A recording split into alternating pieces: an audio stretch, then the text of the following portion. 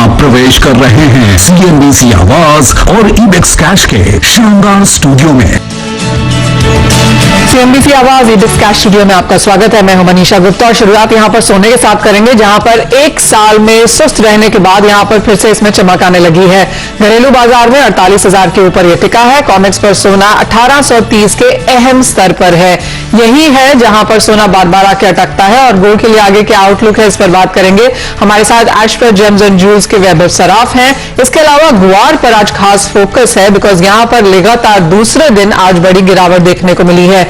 यहां पर मार्जिन की मार पड़ी है जो एक्सचेंज की तरफ से आया है। इसके आउटलुक पर बात करेंगे 9 स्टार ब्रोकिंग के जिनेश दुग्गर से। हमारे साथ बने हैं एक्सिस सिक्योरिटीज के प्रीतम पटनायक और मानिलिशियस कैपिटल के जयप्रकाश गुप्ता भी। आप सबका कार्यक्रम में स्वागत है। सोने से पहले शुरुआत कर लेते हैं, क्योंकि 1830 के आसपास के स्तर हमने यहां पर अटकते हुए देखे हैं। इस पिछले एक महीने की अगर बात करें तो फाइनली हमने सोने में गेन्स आते हुए देखे हैं। 4.25% की तेजी है और पिछले एक महीने में चांदी ने आपको 7.5% के गेन्स बना के दिए हैं। यानी कि पिछला एक महीना यहां पर काफी हद तक चेंज होता हुआ नजर आया है। आज की अगर बात करें तो चाइना का इन्फ्लेशन डेटा 25 महीने के हाईज पर है और अब बाजार को यहां से यूएस के इन्फ्लेशन डेटा का इंतजार है। वहां से नेक्स्ट डायरेक्शन बनती हुई नजर आएगी। जय, कैसे देखते हैं आप सोने के प्राइसेस और यहां से क्या व्यू होगा? 1 वीक में हम लोगों ने करीब 1200 रुपए का तेजी देख लिया है गोल्ड में। घरेलू मार्केट्स की बात करें तो डॉलर में भी काफी अहम लेवल पे टिका हुआ है। बट मुझे लगता है आगे चल के जो कंसर्न्स हैं वो हावी रहेंगे और गोल्ड प्राइसेस को यहाँ पे पॉजिटिव मोमेंटम बना रहेगा। आई थिंक 1870 मुझे लगता है अभी नेक्स्ट लेवल होगा जहाँ पे एक रेजिस्टेंस गोल्ड फेस कर सकता है। बाइंग की रिकमेंडेशन होगी बोथ फ्रॉम ट्रेडिंग पर्सपेक्टिव, और किसी को अपना पोजीशन भी अगर बनाना है, स्टैगर्ड वे में बाइंग करना है तो बेहतरीन मौका है। ट्रेडिंग पर्सपेक्टिव से अगर देखें तो 48,150 के आसपास बाई किया जा सकता है। 48,000 के स्टॉप लॉस के साथ 48,450 का टारगेट। सारी गिराई यहाँ पर सोने में। प्रीतम, आप चांदी कैसे देखते हैं, क्योंकि यहाँ पर बेहतरीन आउट परफॉर्म हमने आता हुआ देखा है चांदी की तरफ से पिछले एक महीने में। क्या आगे ये ट्रेंड जारी रह सकता है? हमारे हिसाब से मेरे को लगता है चांदी का ट्रेंड ये पॉजिटिव ही रहेगा, क्योंकि ये अभी वेरी क्लोजली गोल्ड को ट्रैक कर रहा है बुलियन के हिसाब से। तो आई थिंक जैसे हम लोगों ने बोला था, चांदी इज बीन मतलब वो आउट परफॉर्म कर रहा है गोल्ड को कंसिस्टेंट बेसिस पे। सो हम लोग का ये व्यू है कि एक ट्रेडिंग के हिसाब से हम लोग चांदी को करीबन 64,400 के आसपास खरीद सकते हैं। स्टॉप लॉस बिलो 64,100 लगा सकते हैं for a target price of 64,800 या 65,000 का। तो क्लियरली इसमें तेजी है। आई थिंक आज का CPI डेटा बहुत क्रूशियल डेटा रहेगा। एंड दूसरा, जैसे हम लोग बोल रहे थे कि डॉलर इंडेक्स 94 पे अटका पड़ा है, कहीं पे वो भी तेजी पकड़ेगा तो अपने डोमेस्टिक प्राइसेस के लिए वो भी पॉजिटिव ही रहेगा, क्योंकि ऑब्वियसली ज्यादा डॉलर्स अपने को निगेटिव भरने पड़ेंगे फॉर द सेम क्वांटिटी। यानी कि सपोर्ट यहाँ पर सोने चांदी में जारी रह सकता है। और एक ग्राउंड चेक भी ले लेते हैं एशपर जेम्स एंड ज्वेल्स के वैभव सराफ से। वैभव, नमस्कार। पिछला हफ्ता तो यहाँ पर खरीदारी के हिसाब से काफी बेहतरीन रहा। इंटरनेशनल मीडिया में भी हमने काफी हद तक चर्चा होते हुए देखी कि किस तरह से भारत में सोने की खरीदारी यहाँ पर बढ़ी है। लेकिन ओवरऑल क्वार्टर और अब क्योंकि फेस्टिविटीज पीछे है, वेडिंग सीजन आगे है, कैसे देखते हैं आप मांग? मनीषा जी, हम लोग का बहुत ही पॉजिटिव आउटलुक है आगे आने वाले वेडिंग सीजन को देखते हुए। अगर मैं बात करूं पिछले एक महीने की, तो जो प्रतिपक्ष गया है उसमें भी हम लोगों ने अनप्रेसिडेंटेड सेल्स देखी है। धनतेरस, दिवाली पे भी हम लोगों ने अपने 2019 टारगेट्स को बीट कर दिया था, जो हम लोग की 2019 सेल्स थी। और जो कस्टमर सेंटिमेंट है वो देख के लग रहा है कि आगे आने वाला नवंबर दिसंबर से लेकर जनवरी तक बहुत ही पॉजिटिव आउटफ्लो रहेगा, इनफ्लो रहेगा। किस तरह की खरीदारी की एक्सपेक्टेशंस फिलहाल यहां से हैं वैभव, और लोग यहां पर क्या खरीद रहे हैं? क्या राय आप देंगे यहां पर खरीदार को? इनके साथ साथ में इसमें ज्वेलरी पे भी बहुत अच्छा खासा रोल है बायर्स का आगे आने वाले सीजन को देखते हुए। प्लस ज्वेलरी गोल्ड का जो भाव चल रहा है इस समय, इससे बहुत ही पॉजिटिव ट्रेंड बना हुआ है। लोग बुलियन के साथ साथ में ज्वेलरी में भी निवेश कर रहे हैं। इससे दोनों पर्पज सॉल्व हो जाते हैं, ज्वेलरी की ज्वेलरी हो जाती है, इन्वेस्टमेंट का इन्वेस्टमेंट हो जाता है गोल्ड में। और वैभव, अगर पूरे क्वार्टर की अगर बात करें तो किस तरह की बाइंग एक्सपेक्टेशंस हैं आपको नंबर्स के लिहाज से? हम लोग एक्सपेक्ट कर रहे हैं कि 2019 प्री कोविड सेल्स से हम लोग अराउंड 25 to 30% ग्रो करेंगे। एंड बहुत ही पॉजिटिव आउटलुक है। ऑलराइट वैभव, बहुत शुक्रिया साथ जुड़ने के लिए। तो क्लियरली खरीदारी यहाँ पर बेहतरीन है और पिछले साल के कंपैरिजन से भी 20-25% ज्यादा सेल्स की उम्मीद। और जैसे वैभव कह रहे थे कि इट्स नॉट जस्ट अबाउट कि बेहतर दिनों पे लोग यहाँ पर खरीदारी कर रहे हैं, क्योंकि भाव अच्छे हैं, लोग इन्वेस्ट करना चाहते हैं और उसका पूरा फायदा हम इंडियन मार्केट्स में बनता हुआ देख रहे हैं।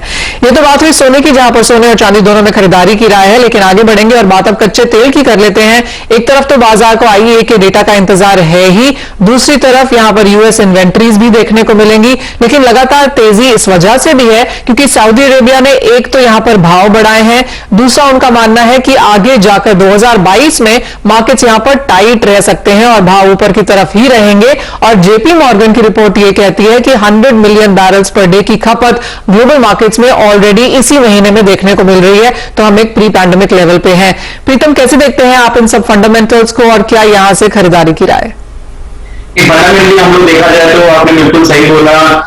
जैसे थोड़ा वीकनेस हम लोगों ने देखा था क्रूड ऑयल के प्राइसेस में, सऊदी अरेबिया ने आगे पार्टी थोड़ी खराब कर ली क्योंकि उन्होंने जाके रेट बढ़ा लिए और ये रेट्स एक टाइम के लिए नहीं बढ़ाया तो दूसरी टाइम भी बढ़ा सकते हैं, उन्होंने ये इंडिकेशन देके रखा हुआ है। पर इसमें एक चीज है मनीषा, आपने को थोड़ा ध्यान देना पड़ेगा कि इसमें ब्रिटेन गवर्नमेंट इज बहुत अग्रेसिवली परस्यू कर रही है ओपेक नेशंस को कि वो प्राइसेस को थोड़ा रेन इन करे, थोड़ा कंट्रोल में लेकर आए।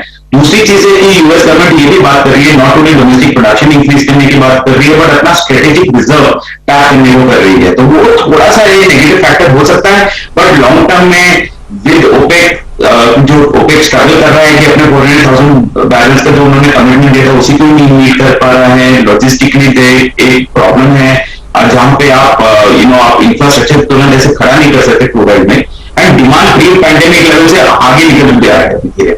सो क्रूड ऑयल में लॉन्ग टर्म में तेजी है, बट फ्रॉम ट्रेडिंग पर्सपेक्टिव हम लोग को लगता है कि आज के दिन के लिए हमको एक छोटा सेल करके ट्रेड करने में थोड़ा सा अपॉर्चुनिटी दिख रहा है। हम लोग बोल रहे हैं कि हम लोग क्रूड सेल कर सकते हैं 62-60 के लेवल पे, स्टॉप लॉस 6300 में लगाते हैं, टाइट स्टॉप लॉस लगाए क्योंकि थोड़ा ट्रेडिंग स्पेकुलेटिव कॉल है, एंड टारगेट 6210 का है। तो ये इंट्राडे के हिसाब से हम लोगों ने सेल का कॉल दिया है, बट लॉन्ग टर्म हमारा बुलिश स्टैंस मेंटेन है।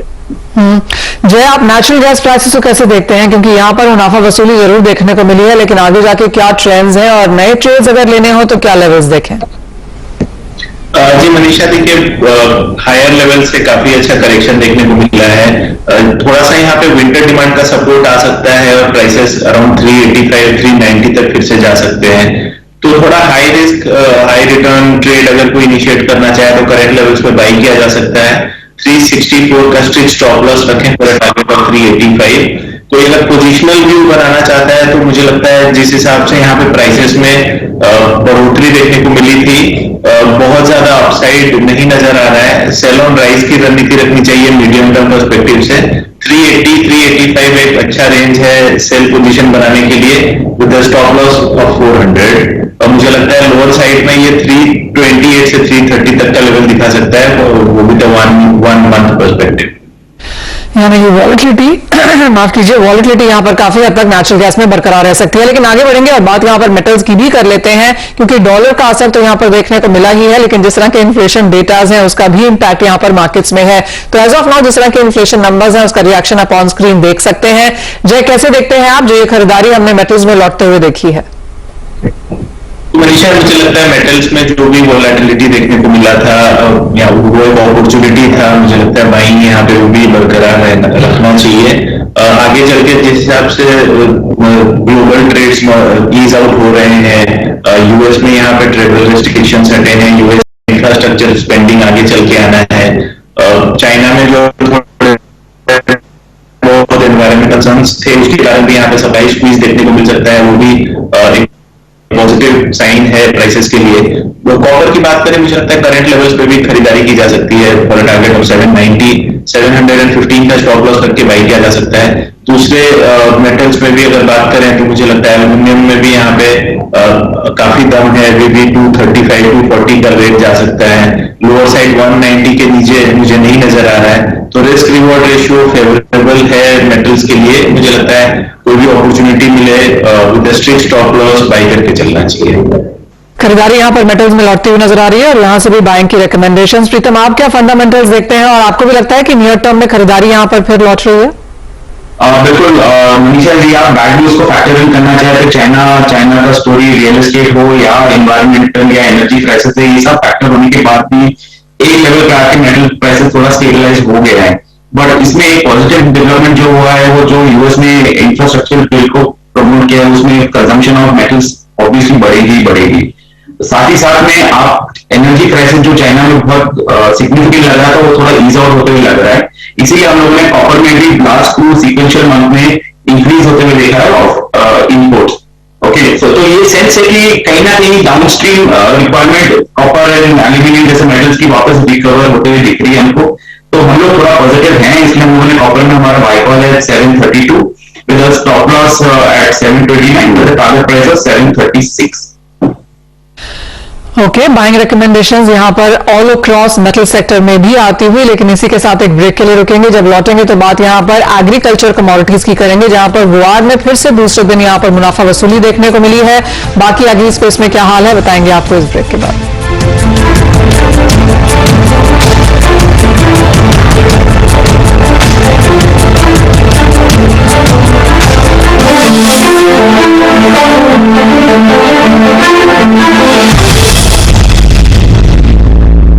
आपका स्वागत है और बात अब यहां पर एग्रीकल्चर कमोडिटीज की करेंगे, जहां पर उठा पटक हमने लगातार बनते हुए देखी है। शुरुआत यहां पर खाने के तेलों से कर लेते हैं और आपकी स्क्रीन पर वो आने चाहिए। पिछले 2 दिनों में भारी गिरावट हमने अंतर्राष्ट्रीय बाजारों में आते हुए देखी है, लेकिन भारतीय बाजारों पर उसका बहुत ज्यादा फर्क नहीं पड़ता हुआ नजर आया है। मुनाफा वसूली यहां पर भी हो चुकी है, अपने ऑल टाइम हाई से ज्यादातर खाने के तेलों में मुनाफा वसूली है। लेकिन बाजार को लगता है कि जिस तरह की मांग फिलहाल यहां पर मार्केट्स में है और फसल जो अभी तक आनी शुरू नहीं हुई है, उस वजह से यहां पर लगातार सपोर्ट बनती रहेगी और करंट लेवल्स यहां पर एक न्यू नॉर्मल की तरह उभरते हुए नजर आएंगे। मुनाफा वसूली लेकिन मसालों में जरूर देखने को मिली है। यहां पर फेस्टिवल डिमांड के चलते पिछले हफ्ते हमने बढ़त आते हुए देखी थी, लेकिन अब क्योंकि दिवाली छुट्टियों के बाद ज्यादातर बाजार खुलने लगे हैं, बाजार में आवक आने लगी है, तो उसका कुछ प्रेशर यहां पर प्राइसेस में देखने को मिला है। लेकिन हॉट कमोडिटी आज हमारी गुआर है, क्योंकि यहां पर हमने आज दूसरे दिन लगातार गिरावट बनते हुए देखी है। दरअसल गुआर पर मार्जिन की मार जारी है। गुआर गम पर 1 दिसंबर तक के लिए event based additional surveillance margin NCDEX ने बढ़ाया है। गुआर में आगे यहां पर क्या स्थिति रह सकती है, इस पर बात करने के लिए 9 स्टार ब्रोकिंग के जिनेश दुग्गल हमारे साथ जुड़े हैं। जिनेश जी नमस्कार। फंडामेंटल्स हम समझते हैं कि पॉजिटिव है, फसल कम है, इन्वेंट्रीज भी कम है और जिस तरह से शेल आउटपुट बढ़ने की बात की जा रही है तो शायद गुआर की मांग वहां से भी बढ़ेगी। लेकिन जिस तरह से वॉलेटिलिटी यहां पर बढ़ती हुई नजर आई थी, उसे आप कैसे देखते हैं? और जो ये मार्जिन एक्सटेंड किया गया है, इसका जो इंपैक्ट हमने प्राइसेस में बनता हुआ देखा है, ये कब तक जारी रहेगा? बिल्कुल मनीषा जी, मार्जिन का इम्पैक्ट भी है। इसके साथ साथ गुआर की नई गुआर की जो अराइवल्स है वो भी मार्केट में बढ़ी है, जो अभी 33,000 बोरी के आसपास आ रही है। और इसके अलावा ऊपरी स्तरों पर गम में एक्सपोर्टर्स की डिमांड भी कमजोर है, इस कारण भी ऊपरी स्तरों पर थोड़ा सेलिंग प्रेशर है। लेकिन जैसा कि आपने बताया, गुआर की फसल इस बार काफी कमजोर है, इस कारण निचले स्तरों पर एक्सपोर्ट डिमांड वापस सुधरेगी आएगी, तो मार्केट में लॉन्ग टर्म में ज्यादा मंदी का माहौल नहीं लग रहा है। ठीक है, नियर टर्म में हो सकता है घटाबढ़ी चलेगी, लेकिन मार्केट में करेक्शन पर बाइंग भी करनी चाहिए। इवन आज यहाँ पर 3-4% की मुनाफा वसूली है और ये दूसरा दिन गिरावट का है जिनेश जी, उसके बाद भी 12,000 के स्तर यहाँ पर होल्ड किए हुए हैं। तो जैसे आपने कहा कि एक इवेंट बेस्ड मूवमेंट हम यहाँ पर भावों में आता हुआ देखेंगे, लेकिन क्या रेंज बनती हुई देखते हैं आप? आवक आ रही है, उसका लिहाज, उसका कितना इंपैक्ट पड़ेगा? बिल्कुल, अराइवल्स मैडम 15-20 दिन तक अराइवल्स थोड़ी बढ़ेगी। यहाँ पे हो सकता है ऊपर में 40,000 बोरी के आसपास भी अराइवल आए। उस कारण हो सकता है कि जो एनसीडीएक्स में दिसंबर का वायदा है गम का, वो 11,900 12,000 के लेवल्स भी टच कर सकता है। दिसंबर गुआर का जो वायदा है वो 6500 रुपए की रेंजेस टच कर सकता है। वहां पर खरीदारी करनी चाहिए कुल मिलाकर के। किस तरह की मांगा बनता हुआ देख रहे हैं? आपने कहा माफ कीजिए, एक्सपोर्ट्स तो यहाँ पर बेहतर होंगे, लेकिन डोमेस्टिक मांग कैसी है? स्पेशली गम को लेकर फूड मार्केट से कैसी मांग है? फूड ग्रेन और डोमेस्टिक मार्केट की डिमांड तो मेंटेन है, लेकिन थोड़ी सी ऊपरी स्तरों पर ऑयल सेक्टर की डिमांड सुस्त है। इसमें जैसे ही सुधार आएगा तो मार्केट धीमे धीमे अच्छी तेजी दिखाएंगे।